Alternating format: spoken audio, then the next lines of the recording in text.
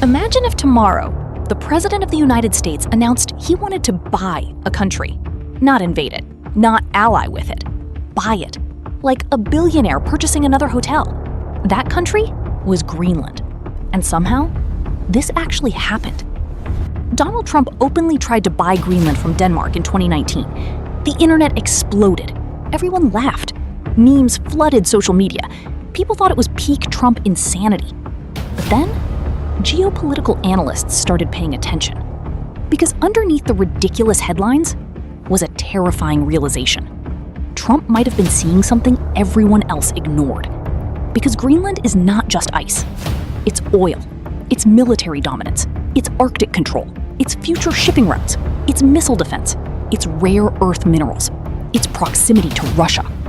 And in a world where climate change is melting the Arctic, Greenland is becoming one of the most valuable pieces of land on Earth.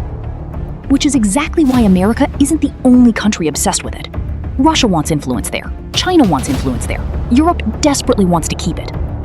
And for over a century, superpowers have quietly treated Greenland like the final prize of the Arctic. This is the story of why Trump wanted Greenland and why the entire world secretly cares about it.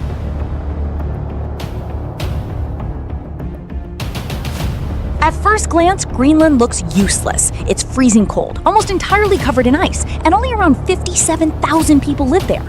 That's smaller than many football stadiums. But Greenland has one massive advantage: location. Look at it on a globe, not a flat map, a globe. Suddenly, it becomes obvious. Greenland sits between North America and Europe, directly in the Arctic, directly near Russia, directly beside future Arctic shipping routes. It's basically a gigantic floating military platform. And historically, countries noticed this very early, which is why Greenland has one of the weirdest histories on Earth. Because technically, the Vikings found it over 1,000 years ago. Around the year 982, Eric the Red, a Viking explorer who had literally been exiled for murder, arrived in Greenland. And according to legend, he called it Greenland for one very important reason: marketing. Seriously.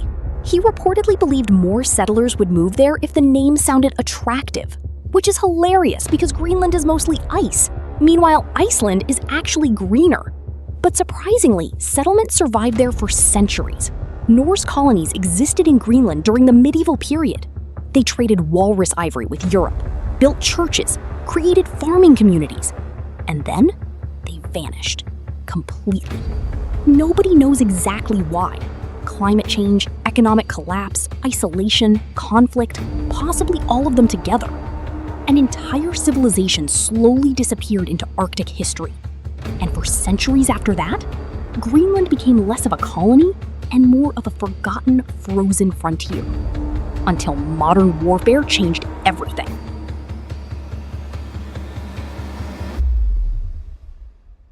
Greenland became strategically important during World War II because suddenly location mattered more than population. Germany occupied Denmark in 1940, which created a weird problem. Who controlled Greenland now? The United States quickly stepped in, officially for protection. Unofficially, because America realized Greenland was militarily priceless. Weather stations built there became critical for predicting European weather during the war. And in warfare, weather prediction can literally determine invasions. But the real transformation happened during the Cold War, because Greenland suddenly became the front line between America and the Soviet Union. And that is when the island became insanely valuable. If nuclear war ever happened between America and the Soviet Union, the shortest route for missiles would go directly over the Arctic, meaning Greenland sat right in the middle of potential nuclear apocalypse. So the United States massively militarized it. America built Thule Air Base, one of the most strategically important military installations on Earth. Early warning radar systems, missile detection systems, satellite tracking systems, everything pointed toward the Soviet Union. And then things got even crazier, because America secretly launched something called Project Iceworm, which sounds like a Marvel villain plan. The idea? Build an entire hidden network of nuclear missile launch sites under Greenland's ice sheet. Literally a frozen underground nuclear city.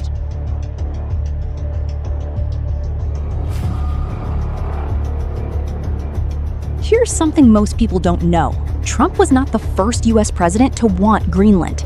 America has tried buying it multiple times. In 1867, the same year America bought Alaska, officials explored acquiring Greenland and Iceland.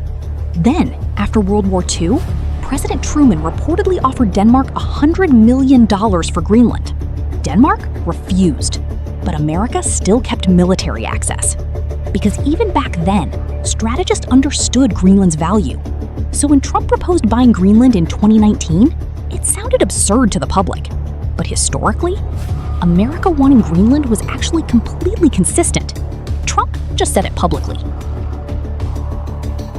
Now let's talk about the thing that changed everything: climate change. Because as Arctic ice melts, Greenland is becoming accessible, and underneath that ice is money. An unbelievable amount of money. Rare earth minerals, oil, natural gas, uranium, copper, nickel, graphite. Critical minerals used in smartphones, electric vehicles, satellites, AI hardware, fighter jets, and advanced weapon systems. Basically, the raw materials required for modern civilization. And there's one gigantic problem. China dominates rare earth processing globally. That terrifies the United States, because if tensions between China and America escalate, supply chains could collapse. Most people think geopolitics happens in deserts, or oceans, or massive cities. But the next major power struggle may happen in ice. Because the Arctic is opening. As sea ice melts, new shipping routes are emerging, and these routes are insanely valuable. Ships traveling between Asia and Europe could save enormous amounts of time and fuel using Arctic routes instead of traditional canals. That means whoever controls Arctic infrastructure gains massive influence over future global trade. Russia understands this, which is why Russia has heavily militarized the Arctic. It has reopened Soviet-era bases, expanded Arctic fleets, built military infrastructure across the north. China also wants access, even though China is nowhere near the Arctic. China literally calls itself a near-Arctic state, which is one of the boldest geopolitical rebrands ever attempted. And then there's America, which suddenly realized its rivals were aggressively moving into the Arctic, while the United States had comparatively limited Arctic infrastructure. That's why Greenland matters so much. It's America's Arctic anchor. Without Greenland, America risks losing strategic dominance in the north. And Trump understood that better than most people gave him credit for. Now, imagine being Denmark. One day, your NATO ally casually says, "Nice island. How much for it?" That's basically what happened. Denmark's prime minister called the idea absurd. Trump got furious and canceled a diplomatic trip, which somehow made the entire situation even more surreal. But Denmark's reaction actually made sense, because Greenland isn't just territory, it's part of national identity. And Greenland itself has increasing autonomy and independence movements. Many Greenlanders don't want to become pawns in a giant geopolitical struggle between superpowers, especially when they've spent centuries under colonial influence already. From their perspective, the world suddenly started treating their homeland like a giant pile of resources and military utility, not a place where real people live. And that creates tension. The scariest part?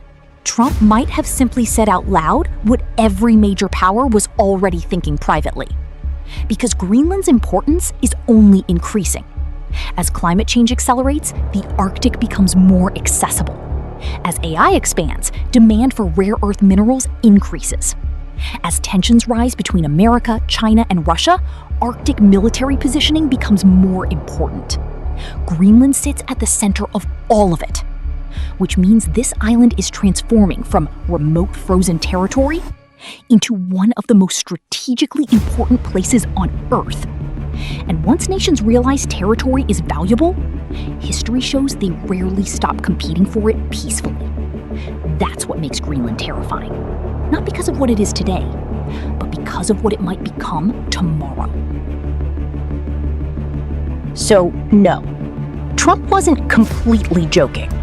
Behind the memes, behind the internet ridicule, behind the bizarre idea of buying Greenland was a very real geopolitical calculation.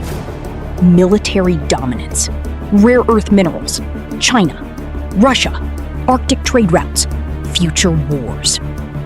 The balance of global power. Because Greenland is no longer just an icy island. It's a warning. A sign that the next great global competition has already started. Most people just haven't noticed yet. But Trump did. And whether people laughed or not, he forced the world to pay attention to Greenland. Which may have been the point all along.